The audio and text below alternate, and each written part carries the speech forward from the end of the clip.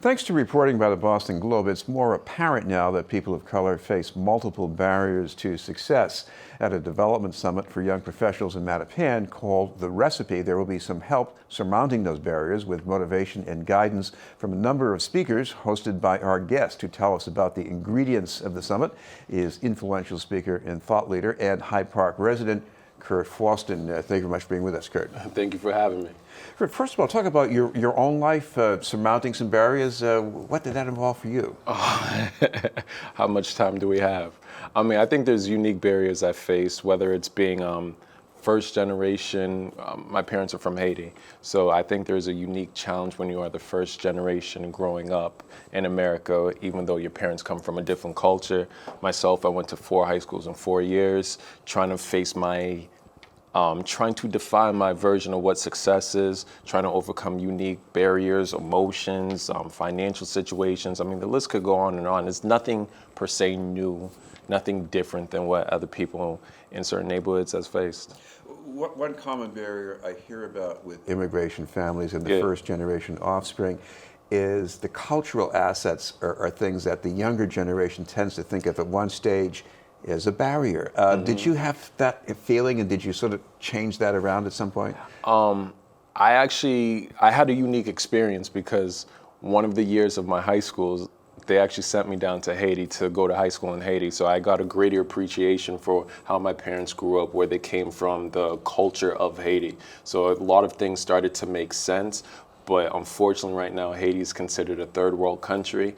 So sometimes the characteristics, even though it's so beautiful, it's coming from trauma-induced backgrounds.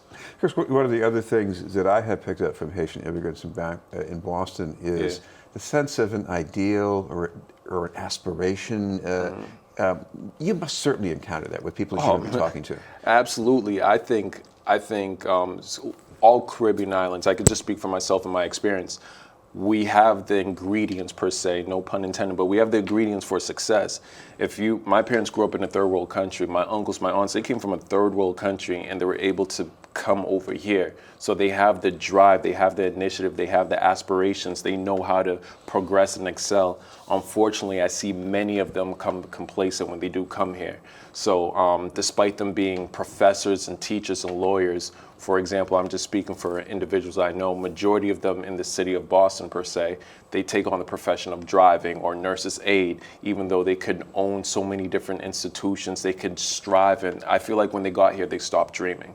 And that's a little bit unfortunate. Well, at this event coming up in September, the Recipe, this is supposed to be for young professionals in Mattapan to help them develop some more.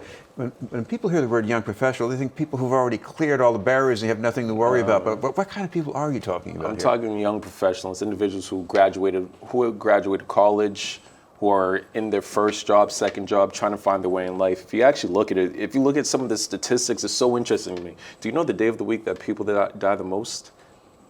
Take a guess. I have no idea. Mondays.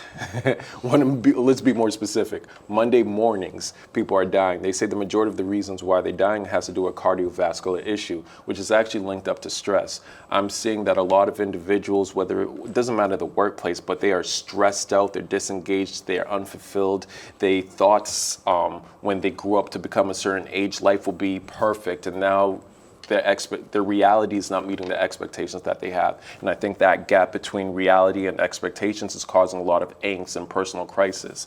And I realize there's a lot of young professionals out here that have mental health issues, anxiety issues, they're going through financial issues from the student loan debt that we currently face right now. So there's multiple different issues, despite them having dreams, goals, and aspirations, despite them having talent, skill, and knowledge. So at this particular summit, we're going to get experts in each and every single area, from health and wellness to business and finance, motivation, inspiration, and self-love and relationship, to really give techniques and methods that you can apply today. This is Beyond the News, and we're talking with Kurt Faustin. Kurt, what about self-love, especially as a guy? I actually hear that from women. Yeah. What does it mean for men? Yeah, it's the same thing. We're humans, so it would be the same exact thing. But unfortunately, right now, men are facing so many unique barriers in terms of their emotions. Men right now, I think statistics showed around 60 to 80% of men account for the homeless population. Men right now are the ones that commit more crimes. They're suspended from school more. They die at an earlier age. I mean, I could go on and on and on. The amount of issues that men are currently facing in terms of their emotional standpoint. Unfortunately, we have them from a beautiful society, but it's a society that has troubles where we tell a young boy to man up. I have a son, he's 4 years old. Right now, he's playing with action figures.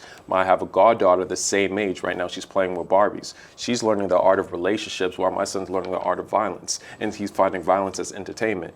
You see what I'm saying? So now, as a man, you're growing up and you're kind of suppressing certain emotions that have to do with vulnerability because that's seen as a weakness in our society right now. And they kind of push that away, suppress it, and the only way they know, a lot of people, only thing they know how to do is lash out. Yeah. They get angry, they get hostile.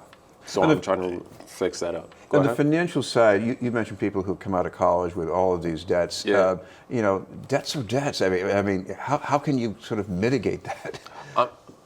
The interesting thing is I have a beautiful opportunity where I speak to different schools. Myself, I try to go to college, and I was forced to drop out as a senior because I couldn't get a cosigner on a loan. One thing, even though I was trying to, society says to be successful, you need a college degree, which is perfectly understandable. You need education. If it's formal self-education, that's up for debate. But the thing is that we have schools that operate more as a business, and if you don't understand the financial literacy side of things, or if you're not financially literate, you're going to come up into a lot of different situations where people are going to school, they get a degree, and they're not even applying their degree to their profession. We have people who can't afford houses. They can't apply for loans to get a house. They're tripped up in so many different interest rates. They don't fully understand the grand scope of things. And I hear many people go, I would not have gone to school today if I knew what I was facing today. I'm sure you're going to hear at this event from people talking about racial barriers in Boston. You grew up here, so you certainly know that story pretty well. What advice do you give people about dealing with that? I think that's such a complex issue, depending I always say depending what perspective, what angle. There's so many different race issues, and perception is reality. Not only perception is reality, let's go into the statistics is reality. So there is a lot of different race issues that we have, and even unfortunately right here in Boston, where you can see where certain fundings are being allocated to certain places and not other places. I just think for myself, I would, especially when it comes to race, I always try to go to the professionals, go to individuals who have experience and literally are running this particular area in this field. For myself, I stick to the lane of emotional intelligence, soft skills, and goal setting. So I do know there's a lot of race issues. I'll give you a prime example. I spoke at a school in Dorchester, and I also spoke in a school in Newton. The school in Dorchester, we're talking about shootings. The school in Newton, we're talking about the Avengers movie. Automatically, their exposure to life, they're being exposed to trauma, while other kids are being exposed to just what other 14-year-old kids are supposed to be exposed to. They're talking to me, I don't know if I can report this to the cop because I may get shot down. This might happen, that might happen. While these kids are saying, I'm about to buy a movie ticket to go see the Avengers. A lot of that has to do with our history. If you go back in our history, it has to do with redlining. Like, you could go all day about different issues. I do believe some of the solutions will come when we go into leadership positions, where there's more diversity in leadership positions, more diversity in politicians, more diversity in ownership and financial literacy. I think entrepreneurship is going to be huge as well. One other thing that intrigued me, and this was at a talk you gave at Harvard, was about the importance of standards. Yeah. Tell me about that. Yeah. We tend to strive for the standards that we have. And if we're not consistently evaluating the standards that we have and trying to figure a way how to increase it, then we're going to stay stagnant. How I act as a 16-year-old versus a 32-year-old man is completely different. But unfortunately, I do know a lot of 32-year-old men that still revert back to how they act as 16 because the standards haven't changed. And I think how unique ways to increase your standards is to expose yourself to different audiences, different backgrounds, different conversations, different level of habits, because then that will let you see what's actually out there in the world.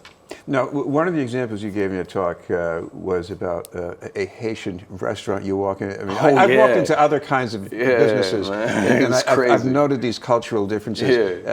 And you explain it because you talk about something. You walk in the door, and what happens? If you walk for certain restaurants, especially there was one right there on Hyde Park, right by the beautiful restaurant Zaz. I love Zaz. There's a Haitian restaurant right next to it. They're a little shaky with their customer service. So you walk in there, they're like, "Kisa ou besoin?" Like that's Haitian for what do you want?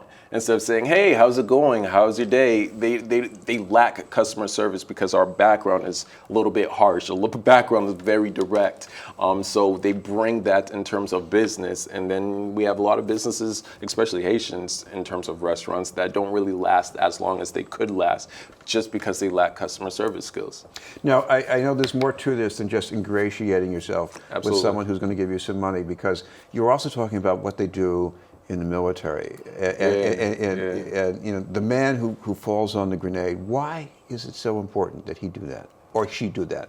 Well, I think what's unique, I'm not even going to get into like a political background of it, but the one thing that the military does do very well is their set of standards, that if there's a dead body in the middle of the war, they're going to get the dead body because no man gets left behind, or no man or woman gets left behind. That's just a standard that they have, and they like to do, and they usually have the mentality how they do anything is how they do everything. That's why you have to tie your shoes out a certain way, your bed has to be made a certain way. It's just a standard that they have, and they know if you could take the small things serious, then the big things like jumping on a grenade is not going to be an issue, because it's consistency, it's habits, it's a mentality, and eventually becomes a lifestyle. And how you lace your boots. Finally, we should mention, speaking of lacing boots here, the recipe is coming up on September 14th? Yeah, September 14th, 11 to 4 at Brooks Charter School.